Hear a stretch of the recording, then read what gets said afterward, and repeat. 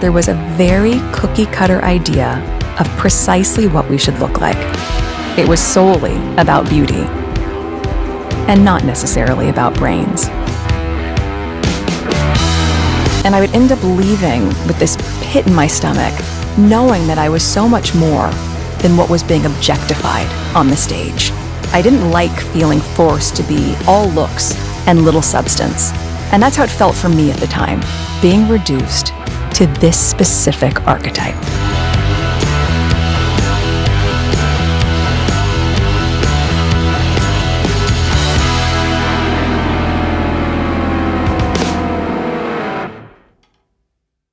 Meghan Markle is just the gift that keeps on giving, if you can even call her a gift. Of course, as you can tell from the title, today we will be not just talking about the bimbo episode on her podcast last week, but also the overarching message that she made intentionally. Everything's always intentional with that woman. And the best part, exposing what a liar and what a hypocrite she is. Because the more we expose, the more people learn. Just look at Amber Heard in the Johnny Depp trial. And that is the trajectory that Meghan Markle is hurtling towards.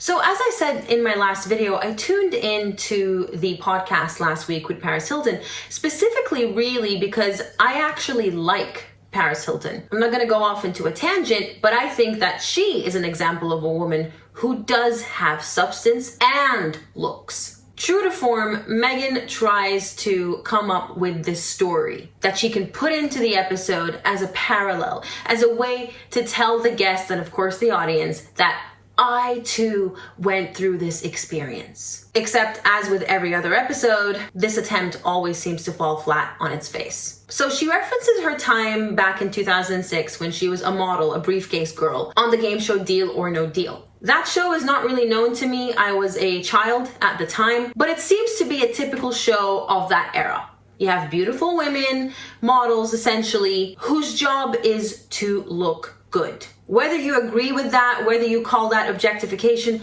that's a subjective opinion. So I will say that had Meghan Markle actually tried that show, didn't last long, because I believe in this instance, she lasted for 34 episodes. That's a very long time. I'm sure we've all tried something that turned out to not really suit us for whatever reason. That's okay. If she thinks that job is objectifying, that's her opinion. She should have kept it to herself, if you ask me, given her platform and her global reach, and knowing especially that anything she says will reach the women who used to work on that show alongside her and insult them, which she essentially did by insinuating that they were all bimbos.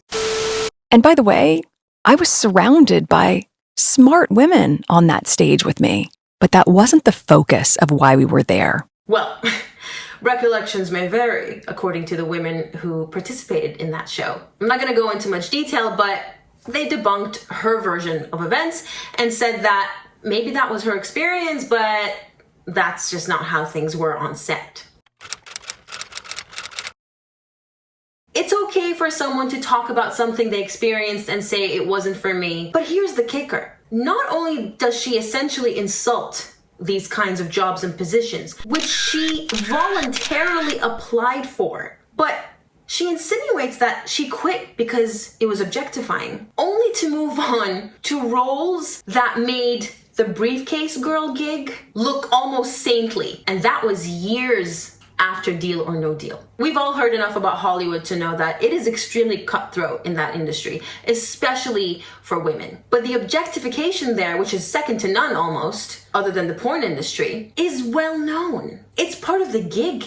It's what you signed up for. It's like someone like me in the army complaining that they made us hold and fire weapons.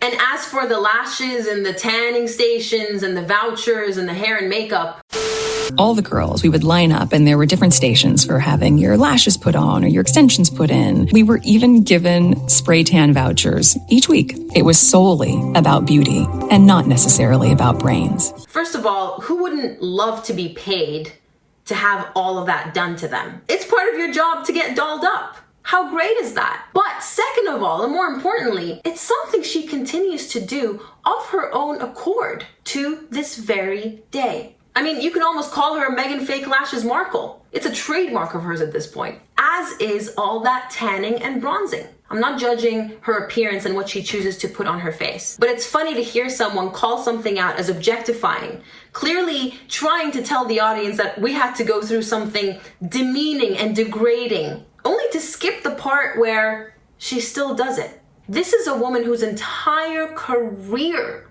depended on the way she looks. And let's not forget that this is a woman who married a man. That's her entire claim to fame right now. And how did she do that? By utilizing her looks, her beauty. Anyone out there who thinks Harry fell for her personality and it had nothing to do with her looks is very naive and very much in denial about human nature.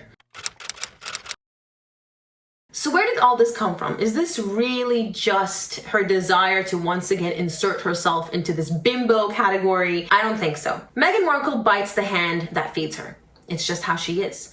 She did it to her father, she did it to the royal family, and now she's doing it to these jobs that she was so fortunate to land. Hollywood is incredibly competitive. There were probably thousands of women her age who auditioned for the role, and she got it. Rather than be grateful, and she does pretend to be grateful in the podcast, that's how she opens it. Oh, you know, it paid the bills, but it's all very backhanded. I was thankful for the job, but not for how it made me feel, which was not smart. And I would end up leaving with this pit in my stomach, knowing that I was so much more than what was being objectified on the stage. So I'm just gonna move on and continue to objectify myself and take on roles that objectified me because Deal or No Deal just wasn't objectifying enough. I don't know, make it make sense. But back to the point I was trying to make, tangents. Revenge. The host of the show actually confesses that he didn't really remember Meghan Markle once she became Harry's girlfriend, eventually wife. I didn't remember Meghan.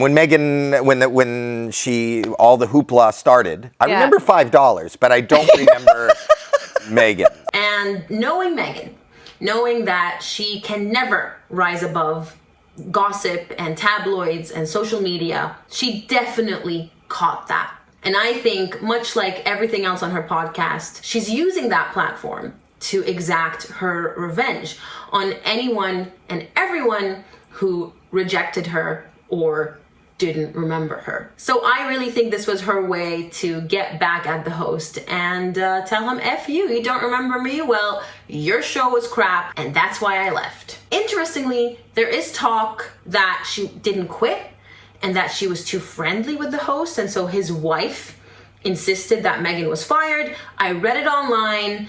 It's in an article, it's out there, but I cannot verify it as fact. She mentions her internship in Argentina. She fails to mention it only lasted 6 weeks because she failed an entrance exam, which is ironic, seeing as she's bringing that up as an example of how she was valued for her brains, for her intelligence, and how the contrast of that job and Deal or No Deal really struck her and bothered her. She also forgot to mention that her uncle, who passed away last year, got her that internship. Never reached out to his wife or anyone from the family to express her condolences for their loss.